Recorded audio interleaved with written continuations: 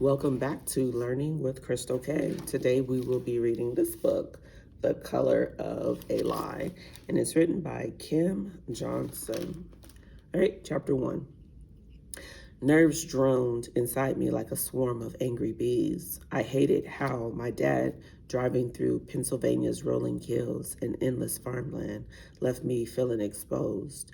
I wanted to go back to Chicago, where I could feel insignificant and important all at once, standing downtown amid the chaos of 5 o'clock, not even riding in my dad's new turquoise Chevrolet Bel Air hardtop could purge the mounting sense of dread. It was a final destination, a promise of a brand new life I never wanted. Ray, be looking for me. I broke my silent protest when the Bucks County sign came into view.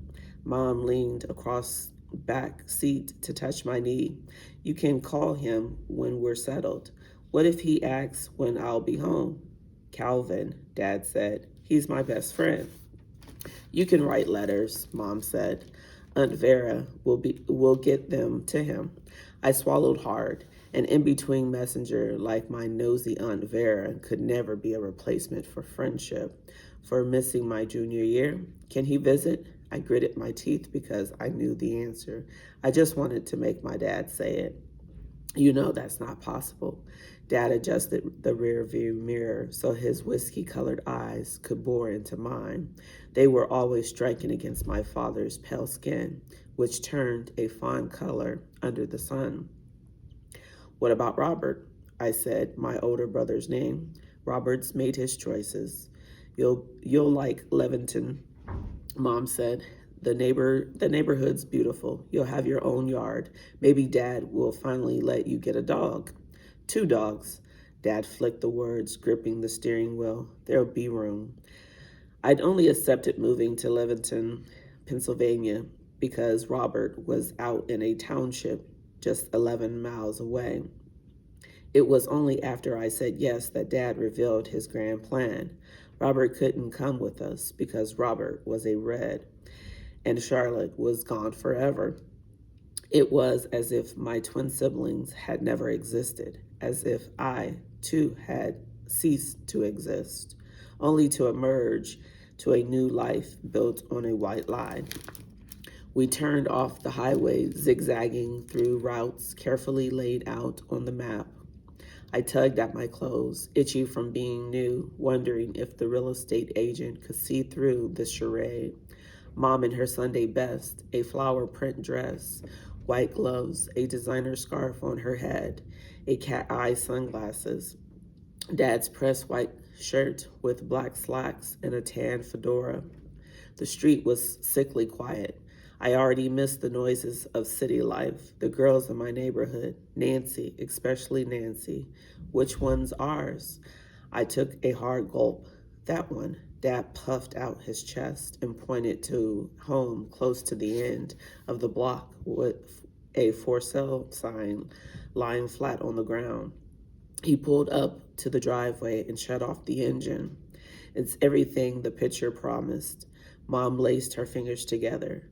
What'd I tell you? Dad jumped out the car, flinging his arms wildly.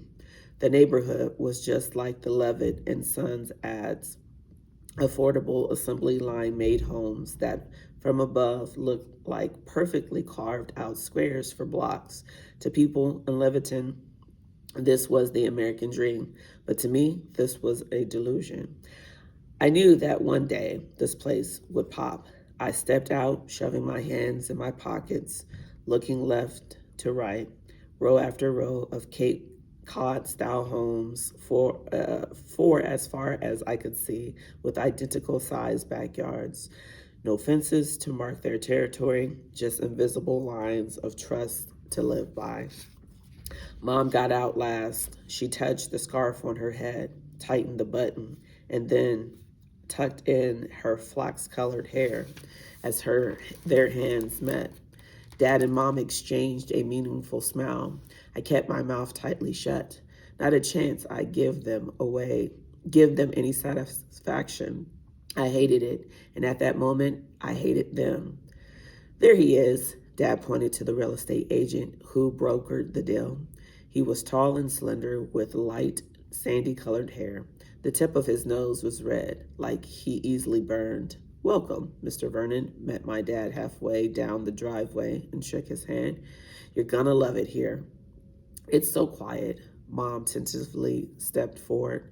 "Nothing like Chicago, I bet," Mr. Vernon said. "Heard it went to hell after people moved in like cockroaches. Homes out here are the good life for nice families like you. Real safe." Mom clutched her scarf and looked away. "Quiet is good." "You must be Anne," Mr. Vernon said. My eyes went wide. She was always quick to correct someone because Agnes was a family name. But as I swept my gaze over my parents, I realized this was another white lie they'd keep up. "Yes," Mom tugged her glove tight before shaking his hand. "Nice to meet you." "Calvin," Mr. Vernon slapped his hand on my back. My shoulders relaxed with relief. My name could stay the same. "I hear you might be looking for work. I need some part-time. Turn in an application and we'll see what we can do." "Thank you, sir." I shook his hand limply. I hadn't even unpacked yet, and my dad was already planning my future. Mr. Vernon led us on a tour of the expansive 3-bedroom, 2-bathroom home. Compared to our modest 2-bedroom apartment in Chicago, where the couch had been my bed for so many years, this place was massive. The ads in the paper had made it seem too good to be true, like propaganda from World War II, but it was real. Dishwasher, fridge, stove, and what caught my mother's eye, the brand new washing machine. No more hand washing clothes. "Always snags the attention of the missus," Mr. Vernon chuckled. "Nice setup for a housewife, isn't it?" Mom coughed and gave Dad an uncomfortable gaze. When men had left for the war and jobs had opened up for women, that's when Mom got work downtown. She kept working when Dad came home. I let out a satisfied smile because I wasn't the only one caught by surprise at things changing. Cold white walls greeted us along the halls. From all the ads, they weren't meant to stay that way. I wanted to see if Mom was thinking the same thing, but she was already looking at her new bedroom. As I passed the first room, I thought of Robert, how he would have claimed the furthest room for my parents, even though Robert was disowned. I chose the other bedroom, sight unseen. "It's beautiful." Mom floated through the house. "This is all updated." William looked. The southern drawl she picked up as a girl in Alabama snuck out. Dad gave Mom a quick glance. She patted her dress down and attempted to calm the excitement. "It's nice, Mom." I forced an obligatory smile. I opened the back door, irritated that I could feel my heart flutter at having a yard for the first time. "You'll be happy here. Just give it time." Mom squeezed my shoulders from behind. Mr. Vernon pointed at the row of houses all connected to perfectly manicured grass. I approached the yard between our house and the neighbors. Sprouts of grass grew in oddly shaped patches. "What happened here?" I kicked at the ground with my shoe. "Fire." Something flitted between Mr. Vernon and my dad. "What about the neighbors? Friendly?" Mom's voice quivered. Her lifelong friends and her sister Vera now lived hundreds of miles away. Mom might be trying to bury her feelings, but I could hear the sadness there. "Very. Lots of high schoolers on this block as well. The Freemans are solid." Mr. Vernon pointed to our back neighbor, who shared our misshapen spots of new grass. "You have to keep up your lawn. I've got some names you can use. Colored help is fine as long as they leave town before sundown." "I won't need." Mom stopped as Dad steered Mr. Vernon to the side of the house. We both knew Mom was about to say she wouldn't need help, and the last thing we wanted to hear about was sundown laws. I gritted my teeth because Dad had forgotten to mention that too. When the agent finally left, Mom unwrapped her scarf from her head, peeled her gloves off, and slapped them together. I'd been praying she'd wake up and eventually put her foot down, but all I saw was relief running across her face. We finished the first test. We can't possibly stay here. I stepped closer to my mom. Maybe this wasn't a good idea. Mom looked to Dad. We're gonna fit in just fine, Calvin, Dad said. Two white boys rode their bikes down the street. You'll make friends. See, they're probably your age. Mom recovered. He's right. They'll probably go to Heritage High. What if someone finds out you lied? The bank could easily look into your GI records. Enough, Dad said. They won't find out. Shame crept through my body. He was willing to risk our lives again. We don't know how to be like them. Ain't gonna fit in here. I dug my foot into the grass, kicking up dirt. Watch your tongue. They'll hear you talking like that. They'll have more to worry about than just the bank. Another white neighbor passed the house, walking their dog and waving. I gritted my teeth as we flashed simultaneous fake smiles. I thought you said I could be me, I whispered, my eyes beginning to sting. That's as long as I didn't say anything, it wasn't a lie. You can be you, Dad said. Just watch how you talk and who you're friendly with. I almost unraveled right then, knowing he meant no black friends. I flung a betrayed look to Mom. This fresh start wouldn't just be about starting a new life. It'd be about playing white. Chapter 2. The morning heat hung over us, suffocating and relentless. Mom moved through the house with a frantic energy, her eyes flickering from one corner to another as if searching for something she couldn't name. The church is only blocks away. We could walk. Dad gave Mom a smile. She matched, but her eyes didn't light up. Have some more. Mom offered me another heaping spoonful of eggs. She made enough to feed a family of 5 that no longer existed. As we ate, the silence was heavy in the air, punctuated only by the sounds of forks scraping against our plates. Mom's hands trembled as she sipped her coffee, awaiting our first trip out of the neighborhood. I wanted to speak, to ask if she was staring at the cold, empty walls that should be covered with Charlotte's artwork, to see if she noticed the absence of color was the absence of Charlotte. But she was stoic, her eyes distant. I already knew the answer. My throat ached. I could feel my head going dizzy as the memories crept in. There was the before and there was the after. We were forced to lock away our memories of Charlotte, hidden from the outside. We should have learned our lesson from Trimble Park and the damage that living there had done to our family. But Dad refused. Instead, he tore out ads in the New York Times and the Tribune with flashy marketing language about the Levitt and Sons mass-produced homes for veterans. He pinned them to the fridge, where they taunted us every time we walked in the kitchen. Dad was done with the war at home. He had a new plan, blending in, passing. He said he wanted peace, and the price was selling our souls and leaving behind a now untraceable past. We walked toward the church, my blue suit snug and proper. Mom had pinned her hat to her hair, a purse clutched in one hand and a Bible in the other. I swept my gaze to the matching homes of robotic people. Nothing felt right about this, nothing at all. Mom smoothed her pastel dress, reserved for special occasions, but it looked wilted against the backdrop of the church's stone walls. She gripped Dad's hand as we entered, inhaling deeply. I held my head high, the rhythmic thumping of my heart echoing through me. We followed Dad's lead, nodding and repeating, "Good morning, God bless you." Mom stayed silent as her eyes,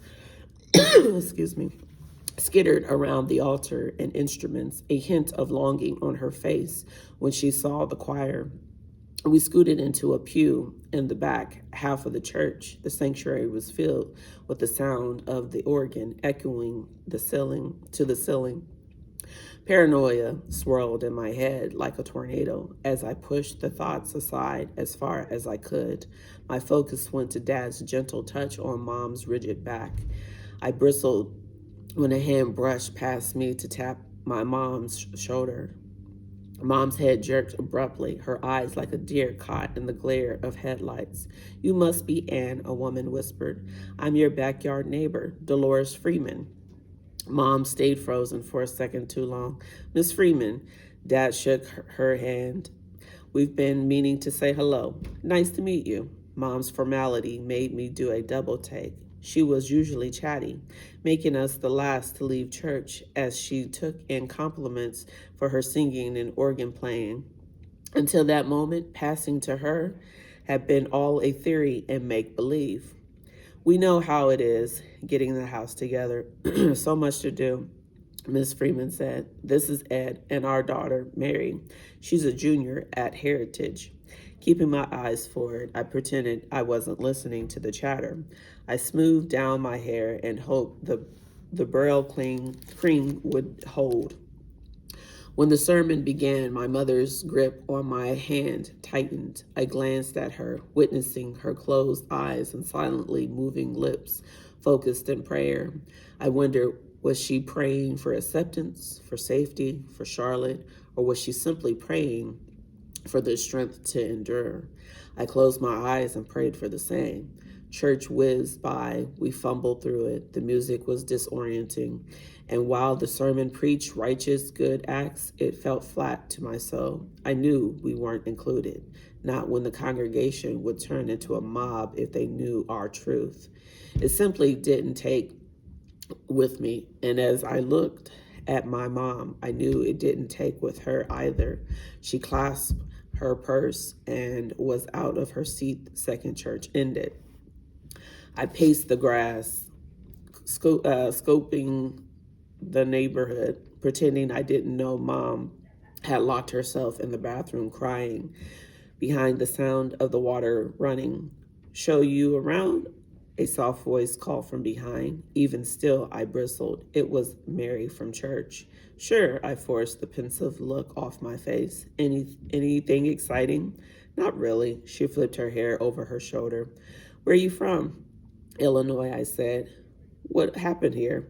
I pointed at the spots of brown grass up across our shared yard. "Probably needs water." Something flickered across her face and then disappeared. I opened my mouth to press, but Mary had already begun walking across the grass. I reluctantly followed her as she took to the sidewalk. "Those are the Scotts, the Joneses, the Jamesons." Mary pointed out neighbors who was kind, who you could borrow sugar from when milk deliveries came, and how to get on the list for Monday's cupcakes to be dropped off at your doorstep. Everything sounded so golly gee, sugar and lollipops. "Play sports?" I shook my head. "What do you do for fun?" "I don't know." My mind went blank. "Regular stuff, I guess. What about you?" "Sewing, cooking, music." I knew better than to get caught up in the music conversation, so I stopped short of asking what kind. "So where exactly do you say you're from again?" "Are you writing a book?" I slipped out a joke Ray would have appreciated. I forced a smile to brush off the defensive armor that was riding up my stiff neck.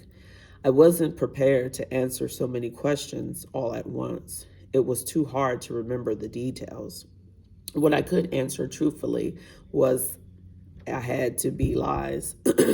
She fired more questions. I kept my answers brief as she practically floated around the neighborhood. I imagined her starry blue eyes widening as she watched the first ad from Levitt and Sons, and then I was certain either everything about her was exactly as she presented, or Mary Freeman was trouble. "That's Ben." She pointed to a tall, heavy-set white kid riding toward us. I caught gold and bronze flashes of light glinting off his bike each time the sun hit it. You the new kid in the neighborhood? He asked. When he reached us, I wanted to say, who's asking? Instead, I nodded. Normally, I had avoided eye contact for fear of altercation or the inevitable, what the hell are you looking at? Response. But I was supposed to be white, so I looked him in the eye. Calvin Green, Ben Smith. Ben stuck his hand out. I kept my hands in my pockets for a second too long as I contemplated my next move. What year? He's a junior, like us, Mary said. Tough starting a new school, but you'll get along fine. Just stick with me, he grinned.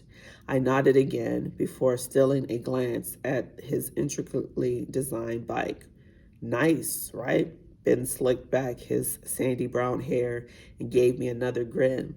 This time I matched it. His bike was custom designed with handlebars made from pieces from old musical instruments that were welded to the bike frame.